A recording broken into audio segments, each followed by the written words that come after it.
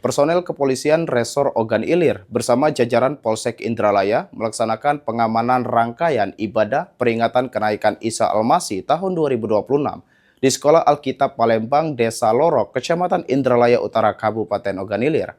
Pengamanan dilakukan guna memastikan kegiatan ibadah berlangsung aman dan kondusif.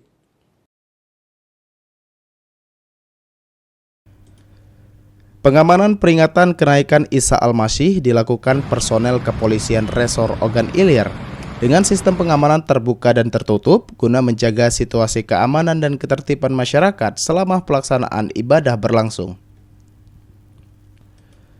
Sebelum pengamanan dilaksanakan, personel terlebih dahulu mengikuti apel dan arahan serta melakukan penyisiran di sekitar lokasi Sekolah Alkitab Palembang sebagai langkah antisipasi terhadap potensi gangguan Kaptimas.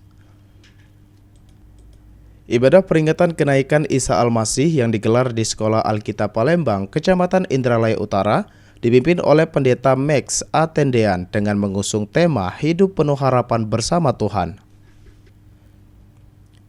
Kegiatan ibadah tersebut diikuti sekitar 100 jemaah yang berasal dari wilayah Kecamatan Indralaya Utara dan sekitarnya dan berlangsung dengan aman, tertib, serta penuh hikmat.